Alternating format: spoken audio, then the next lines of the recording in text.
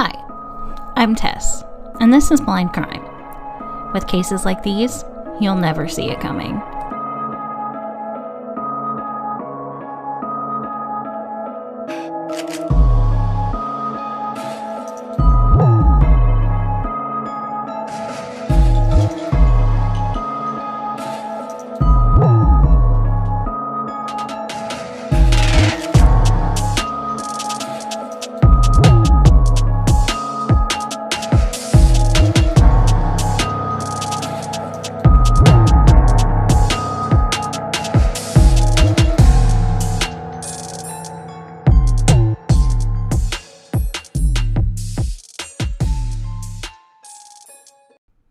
Hey guys, welcome to Blind Crime.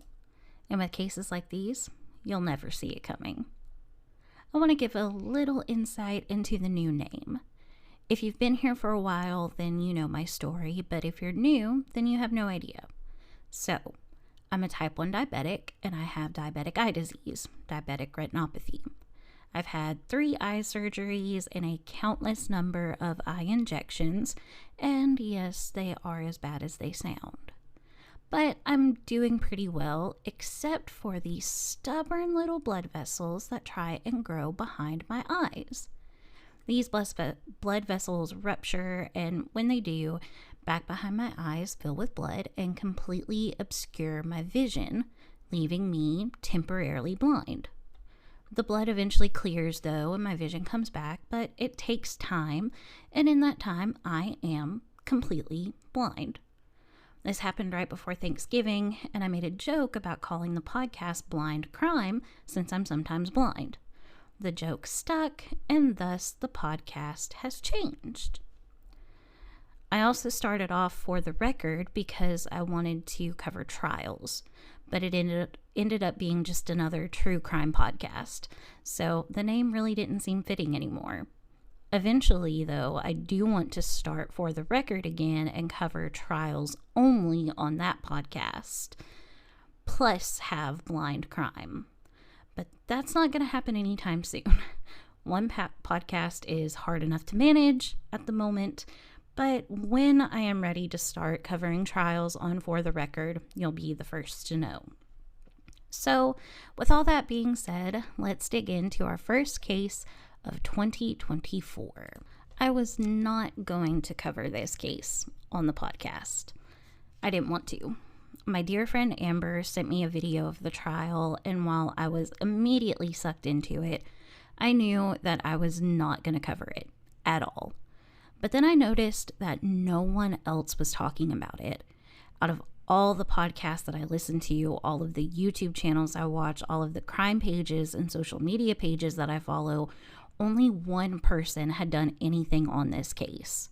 And I knew that I had to talk about it because this young boy deserves his story to be told. He deserves justice. He deserves so much more than what he was given and what happened to him.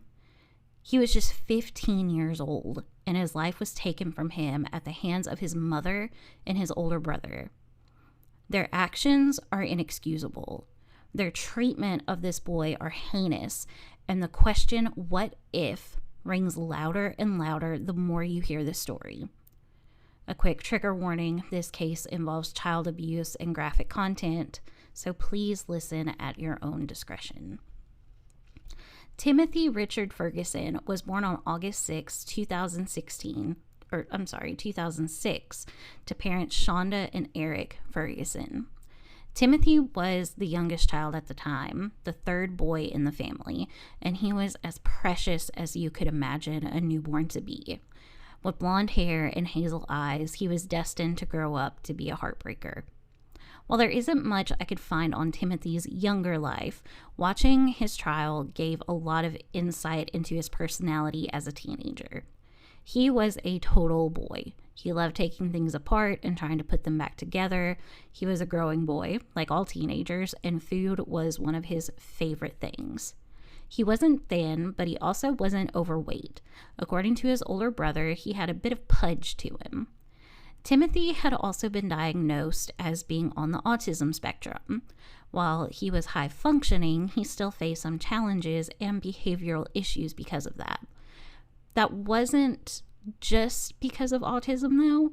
According to Timothy's older brother, Paul, who testified in the trial against their mother, Timothy was also ADHD, had a sensory processing disorder, had poor motor skills, and according to Shanda, his mother, he was bipolar.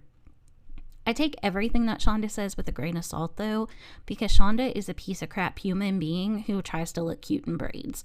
It just doesn't work. Timothy was living with his father in Oklahoma, but was taken in by Shanda when his father and stepmother threatened to send him into foster care. They claimed that Timothy's behavior was too much for them to handle, and they needed him gone. How awful is that? I understand sometimes teenagers can be a lot to handle. Trust me, I was one, and I was like manic depressive with severe anxiety and daddy issues. So I know that teenagers in general can be hard to handle, but when you add in mental disorders and health issues, you're gonna have a tough time. But that doesn't mean that you have to send your kid into foster care just because you're having a hard time with him. There's resources out there to help you. Okay, getting off my soapbox. In 2021, Shanda said she would take Timothy, and so Timothy went to live with her and his two brothers. Paul was 19 at the time, and the younger brother, whose name we will not be releasing because he's a minor, was somewhere around the age of 10. How exactly Timothy was legally able to go live with his mother is a mystery to me. She did not have any custody rights of Timothy and could only see him if her visits were supervised. The details of why this are unknown, but it just baffles me that a mother who couldn't even see her son without a chaperone could end up with him living in her home. Maybe that's why his dad said he was going to send him into foster care. If only a kind, loving family could have gotten him instead. He'd still be here. When Timothy first came to the home in the spring of 2021, things didn't seem too odd. Shanda was in law school at the time, and her husband, who would later move out of the home due to medical reasons, was also working. Paul was working part-time as a dishwasher at Applebee's and was helping out financially with groceries for the family. When Shanda's husband had a stroke and became unable to work, the financial load fell solely on Shanda, while Paul was still helping out occasionally with groceries. Paul had also not been living with Shanda up until a year or so before Timothy came, and because of his mental state, he was willing to do whatever he could to impress Shanda and make her proud of him. He did everything that she asked, everything that she said. He was her puppet, and this will become more prevalent in the story as we continue. So immediately after his arrival, motion sensors were placed around the house to let the family know if Timothy was moving around. According to his stepmother, per Shanda, Timothy would sneak around at night and take things apart and go through the kitchen and eat whatever food he could find. According to Shanda, he took apart their gas water heater, leaving them without hot water until they could get it fixed. So the motion sensors were a way to alert the family to Timothy's overnight escapades and possibly prevent him from doing anything. If only this is where it ended. The motion sensors weren't enough, though, for Shanda, and according to her testimony, they had cameras in the downstairs of their house because the little brother would take off all of his clothes and run around naked. Big deal. Like, little boys do that, don't they? She also said that the cameras were there to communicate between levels so stepdad could call little brother upstairs if he wanted or needed him. Stepdad apparently was paralyzed and used a wheelchair and couldn't go up and down the stairs. It was some sort of disability he was born with. But these cameras that were innocently used for communication purposes quickly turned into ways for Shanda and Paul to watch Timothy and keep a closer eye on him. I wish that someone would have gone into more detail about the behavioral issues Timothy supposedly had other than midnight eating and mechanics. That might help me better understand why the cameras were in place. But honestly, as things progress, I don't think understanding why really matters. In February of 2022, things began to get even worse for Timothy. In the 9 months he had been living with his mother, Timothy had not gone to the doctor, not gone to school, or had any kind of life outside of the home. The medication he was on for his ADHD and other diagnoses had all run out, and no attempt was made to find a doctor or a place where they could go and get him seen and have his medications refilled. In her testimony, Shanda said that she wanted Timothy off of his medications because whenever he took them, he was a zombie. So you have a zombie, then you have someone who is absolutely wild, apparently. And she also said that Paul was the same way. Whenever he came to live with her, he was on a whole bunch of medications, a bag of medications, as she put it. And he came off all of his medications and wasn't a zombie anymore. I don't know.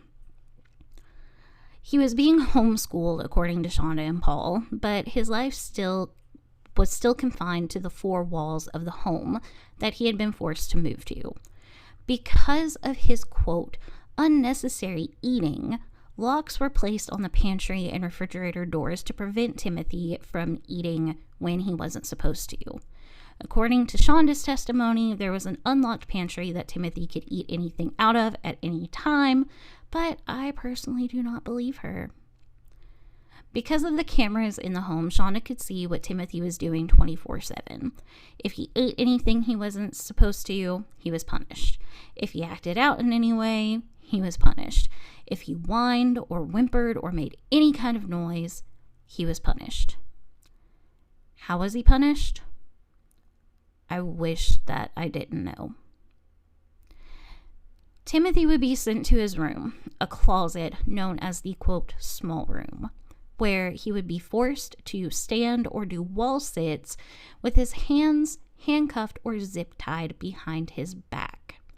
I will also say that this small room only had a blue tarp in the floor. And because of Timothy's bladder problems, Shanda didn't want him to pee on the floor. She said that he had a mattress in there, and the reason that they put him in the closet was because he wanted a space of his own, but I don't know. I have a really hard time buying that. There was also a bunk bed outside of the closet, and he wasn't allowed to sleep on that. And according to Shanda, the reason he wasn't allowed to sleep on that is because he tried to pull the bed apart and it was unsafe. But again, I really don't know if I believe that. So if Timothy sat down or tried to get a bit more comfortable in his small room while he had his hands cuffed or zip tied behind his back, he would be punished further. Ice baths were also a common threat for Timothy. A cold bath filled with ice cubes where Timothy was made to lay in the freezing water, sometimes for hours on end. Shanda claimed that the ice bath was because of what he did to the water heater, but why make him continue to do that once it was fixed? Better yet, why punish him like that at all? Shanda and Paul would also force him to eat bread covered in hot sauce. Not just any kind of hot sauce, though. Special ordered hot sauce that could not be bought in stores. The peppers used in this hot sauce, Carolina Reapers, are some of the hottest peppers known to man, coming in at almost 1,500,000 on the Scoville scale. In comparison, a jalapeno is only 2,500. Black pepper is too spicy for me sometimes, okay? I can't fathom eating bread soaked in hot sauce that is made from Carolina Reapers. This soon became the only food that Timothy was allowed to eat. If he ate all of the bread and didn't cry or complain, then after 30 minutes he was allowed to have plain bread with no hot sauce. But that's it, nothing else. The hot sauce was kept in the downstairs bathroom for easy access whenever Timothy was out of line. When they really wanted to get him, they would pour the hot sauce directly into Timothy's mouth. During the trial, over 80 pages of text messages were read and shared with the court between Shanda and Paul. These text messages were horrific, and some of them I can't even make myself repeat. Paul often threatened to kill Timothy if he didn't stop acting so badly, and Shanda never told him not to. She never told him to kill Timothy, but she never explicitly said, no, don't kill your brother. All right, guys, we're going to jump into a quick ad real quick, and then we will be right back. One of the text messages really got me, though. It was between Shanda and Paul. Shanda telling Paul that she'd scraped up enough change to buy the little brother some chicken nuggets from McDonald's after his baseball game, and she instructed Paul to give Timothy hot sauce-soaked bread for dinner. Little brother gets chicken nuggets, but Timothy got bread that was essentially burning him from the inside out. That just flew all over me. Other texts that were shared instructed Paul to give Timothy an ice bath for sneaking candy or some food in the pantry. He was ordered to punish Timothy when Timothy ate a whole bag of frozen chicken nuggets. Imagine being so hungry and desperate for food that you eat frozen chicken nuggets. Frozen. Still cold. Still hard. Shanda said in her testimony that she punished Timothy for this because the chicken wasn't cooked. It was raw. That it could have killed him. Okay, Miss Law School, you're telling me that you didn't know that frozen chicken nuggets are pre-cooked? That when you heat them up in the microwave, you aren't cooking them, you're just making them hot? I don't buy that. She also claimed that Timothy ate a pound of uncooked bacon and a pound of raw hamburger meat, but she didn't worry about those. Isn't E. coli something you can get from eating uncooked meat? Wait, let me check my law books. Hold on. Oh shoot, I don't have any. I guess I know nothing. Paul claimed in his testimony that Timothy ate the crust of a hamburger at one point, and instead of just letting him eat it and letting it slide, Shanda made Paul stick his fingers down Timothy's throat in order to induce vomiting. Paul said that this was not the only time Shanda instructed him to do this. In late June of 2022, Paul was instructed to give Timothy an ice bath, and while Timothy was taking off his clothes, Paul took a picture and sent it to Shanda saying, "Mama, he looks really thin. I think we should actually feed him." And Shanda said to give him a piece of plain bread. Paul knew that Timothy needed more than just bread and actually fixed him a peanut butter and jelly sandwich and made him scrambled eggs with cheese. Unfortunately for Timothy and for Paul, that one small meal was not enough to undo the damage that had been done in the months prior. In the early morning hours of July 6, 2022, Timothy would be found in his room, not breathing. Shanda and Paul quickly dressed Timothy in oversized clothes, Paul using his own belt to put around Timothy's waist to keep his pants up. He had only been wearing an adult diaper and a t-shirt at the time. It's unclear who called 911, but when EMS arrived, they were shocked at the sight of the boy who was lying in the floor. Timothy's ribs were protruding from his chest. You could see every single bone in his body. The fatty tissue between his joints was gone. There was nothing but literal skin and bone. He had no muscle mass, no weight to him at all. He weighed a shocking 69 pounds. That is below the 0 percentile for someone at his age. Police began investigating the scene and found it odd that there were so many cameras and motion sensors around the home. Even stranger, they thought, were the bottles of hot sauce on the bathroom counter. Shanda told police that after her husband's stroke, Timothy had gone on a hunger strike and hadn't eaten in several days. Police knew that couldn't possibly be true, though, due to the state Timothy was in. Shanda and Paul were taken to the police station for questioning, but were released that same day. The next day, police came back to investigate further and found that some of the cameras had been removed and that the state of the home was much different than it had been the night before. Within a few hours, both Shanda and Paul were arrested in regards to the murder of Timothy Ferguson. The trial was almost impossible to watch. Paul took the stand against his mother, and his testimony absolutely broke my heart. He, too, suffers from mental health problems, and it's obvious that he needs some kind of help.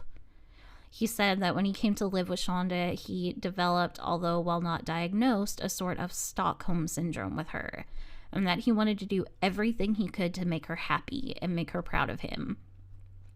He blames his low self-esteem on part of that, but also knows that there are other factors that contribute to it. He admitted to knowing what he did was wrong, and even though he couldn't see it in the moment, he pled guilty to child abuse. When asked if he loved Timothy, his answer was, at the time, I didn't love him enough. Just think about that for a minute. Think about how awful he must feel doing what his mother said, and because of where his mentality was at, not realizing that it was so horrific and so wrong, and then being asked if you loved your brother and telling the court at the time, I didn't love him enough. That made me cry. That made me cry. Paul has yet to have a trial or face sentencing for his part in Timothy's death, and he testified knowing that it may or may not help his case. He wanted the truth out, and he wanted to show that he was, in fact, sorry for the acts he committed on his brother. He feels guilt from it. He knows it was wrong. He even said that when he fed Timothy more than what he was supposed to, he didn't tell Shanda because he didn't want her to be mad at him. And it makes me wonder what kind of abuse he went through before Timothy came into the picture. I'm not saying that I think he should get off scot-free. He absolutely should not. But I'm pointing this out because he took responsibility for his actions and his part in what happened to Timothy. He wasn't placing blame solely on Shanda. While he did say Shanda instructed him to do these things, he admitted that he himself did them, and he knows he can't deny that. He doesn't want to deny that. He wants to take responsibility for what he did. He said he wanted to give Timothy some kind of justice. Shanda, on the other hand, did the exact opposite. I said earlier that she lied, and boy, did she ever. She blamed Paul for everything. The handcuffs, the zip ties, the hot sauce, the ice baths, the lack of food. It was all Paul's ideas. And when she couldn't blame them on Paul, she claimed she doesn't remember because she has PTSD from her husband's stroke and disassociates at random. Conveniently, when she was telling Paul to do some of the most heinous things to Timothy. When shown pictures of what Timothy looked like the night that she died, she immediately threw up, or supposedly threw up, on the stand. There is some speculation that the whole thing was faked, which, coming from Shanda, I would not be surprised. She also supposedly had a panic attack when the text messages between her and Paul were being read. And I'm not saying that the panic attack was fake, but I think it may have been self-induced, or at least brought on by the fact that she was about to get her butt handed to her and she couldn't stop or hide it.